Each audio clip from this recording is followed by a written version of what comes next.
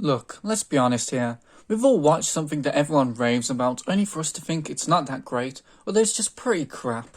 Anime is no different. I know for some of you that this is going to be very hard to hear, as I know some of you will really like some of the anime that I'm about to mention. Just know that these are my opinions and that I am a moron, so it doesn't really matter what I think. Anyway, let's start with a big one. Overlord. Now I've already lied to you. I'm putting my hand up because I've told a fib. I actually like Overlord. I know, this is a video about anime I don't like, so why am I talking about an anime that I do like? Well, the reason is simple. I think Overlord is really overrated. It's good, but it's not great, and it has a whole heap of issues that I feel I can only say in this video. For starters, I don't like the characters in Overlord. Ainz is a good character, but unfortunately I think he's a dick. And not in a Yagami Light the Luge kind of way, where I still like him despite his horrendous actions. No, I just think he sucks, and it made it hard for me to care about him. Yes, I know he's a bad guy, and I know this show is all about the villain's perspective, but I just hate him. For me, he's too unlikable. However, this wouldn't be such an issue if it wasn't for the fact that every other character in the anime sucks. Not in an Ainz I hate you as a person kind of way.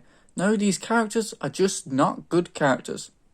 Look at them, these are some of the greatest, most memorable character designs I've ever seen for any anime characters, and yet it feels all the thought that was put into their characters stops there. I have no idea who these characters really are, because the anime never spends any time developing them. It's more concerned with the story and the lives of the secondary characters. I like the human characters in this show a lot, in fact, but considering that this anime is marketed as an isekai, but from the villain's perspective, it's a little weird that its heroes receive the most development. Think about Albedo. Why do you like Albedo? The reason is simple. She's hot. That's it. There is nothing else to her character. Nothing for you to latch onto. Nothing that makes her interesting in the slightest. And she's rarely on screen. And when she is, it feels more like a detour just to remind you that she is a character from Overlord. And yes, the anime still has the rights to her character. The most developed character of the main cast is Sebas.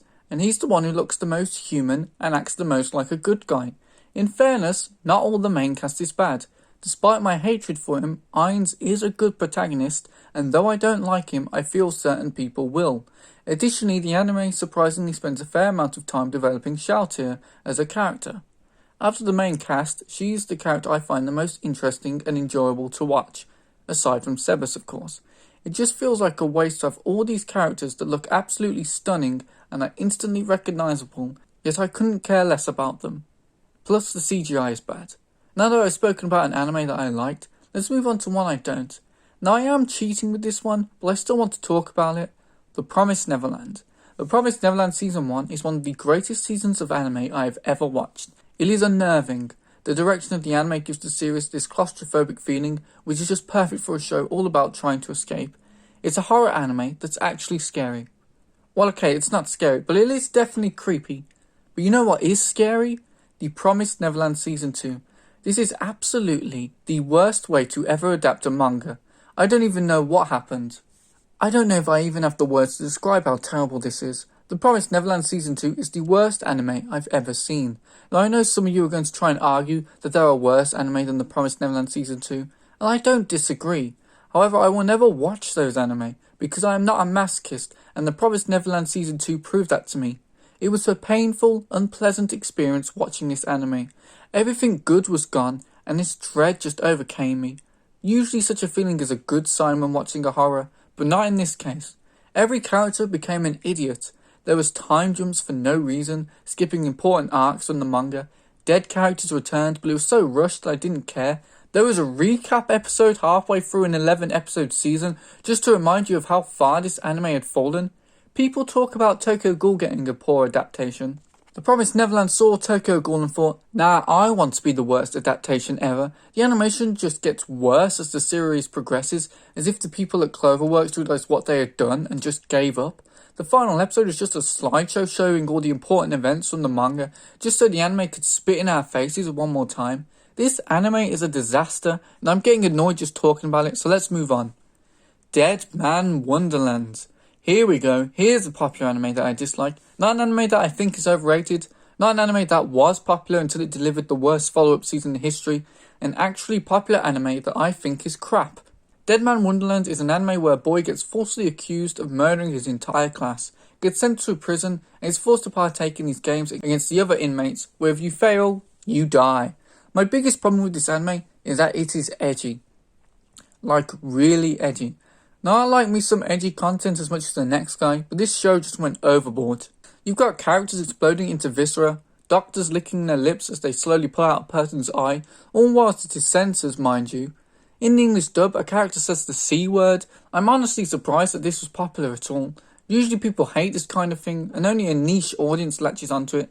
Like I said, I enjoy blood and gore and graphic content, but Man Wonderland seems to be doing it for the sake of it. The anime wanted to be as violent and depraved as possible, although there was no real explanation for why characters were as vile as they were. I know you'll say that they were criminals, but you have to remember this prison is corrupt, with people like our protagonist who don't belong there. The anime seems to revel in its horrific imagery without justifying its existence, and the characters receive just as much thought. I did not care about the characters in Man Wonderland, and I doubt you will too. Characters fall into two categories. I'm a murderous asshole who likes to drink the blood of my enemies as they watch me, or I'm actually a decent human being who has been put into an unfortunate situation which has made me become a murderous asshole. None of them are particularly interesting. The only character I did like also had one of the worst deaths I've ever seen. He dies like 4 times in the span of a couple episodes. I mean, he literally gets his heart blown out, yet survives it long enough to help out his friends. And I don't mean he's able to survive a few seconds. I mean this guy is dead on the floor for minutes, only to rise from the dead and save the day, and then die again. Also, one of the most important characters in the anime just disappears. Google says he didn't die, so I don't know what happened because he just straight up vanishes from the plot, despite in my opinion being the second most important character introduced in the anime. Anyway, to summarise, anime not very good. Although I thought the blood powers were a cool idea that I hadn't seen show up in an anime up to that point. Lastly, let's talk about the big one. The anime that made me come up with the idea for this very video. Devilman Crybaby. It seems that when this anime came out, everyone was talking about it. It was this visually distinct anime that was very mature and tackled very dark themes. It featured full nudity, a no-no in Japan, and very graphic content that you don't usually see in anime. It also featured an interesting, engaging story with wonderful, well-voiced characters. It seemed everyone was falling over backwards to praise this anime, especially as it was an anime from Netflix, who at the time weren't really known for producing the best anime. My, how times change. I've got to be honest, after watching the first 9 episodes of the anime, I couldn't agree more. I was enthralled by what I was watching, and it was an anime that only seemed to get better. You had a fantastic character in Rio, who you couldn't decide was playing on the good team or the bad one. The humans like Miki and Akira, who became Devilmen, were great to watch as you saw their personalities completely switch. Then there was characters like Taro, who showcased how dark and brutal this anime really was. It created an unforgiving world for the characters to inhabit, and it culminated with episode 9, which is one of the best episodes in anime, and as one of the best ends to an anime episode ever. It is just exceptional. Now, after watching episode 9, I was very excited for episode 10. I couldn't wait to see how this supposed masterpiece was going to end, and then I watched the finale, and then the episode ended. And I remember just sitting there on my sofa, confused and disappointed. What had I just watched? It was terrible. Spoilers for Devilman Crybaby. By this point in the anime, everyone is dead, except for Akira and Rio, and that one guy turned into a Devilman. So the Devilmen all team up to save humanity from Rio, who is actually the devil, and his demons. So anyway, big battle happens involving all these characters you don't know or care about. They all die. Humanity is wiped out at some point along the way. I don't know when. Did they show that happening? I'm not sure. I couldn't really tell what was happening during the fight anyway. I know Akira killed that one guy in a single move. He tore him in 2, so that's the end of him, I guess. Anyway, Rio and Akira fight. Rio wins and accidentally kills Akira, although he somehow doesn't realise this as he talks to his corpse, which is missing its lower half. Anyway, Rio starts crying and then God blasts the earth so that he can start over. The end. Everything was pointless. Everyone died. Nothing mattered. What was Rio's plan exactly? What did he expect to happen? Remember, Rio had tried this before and God did the exact same thing. So what did Rio do differently? Am I crazy? Rio decides to do the exact same thing as last time and loses again. Obviously. Maybe it's me. Maybe I'm dumb. But I just don't get Rio's plan here. It seemed doomed to begin with, and therefore just really dumb. Maybe I'm the dumb one. Like I said earlier, I am a moron. I was just left lost once the anime ended, and felt like I was the only one who didn't get it. But after seeing the My Anime List score, I guess I wasn't the only one who thought the anime had a bad end.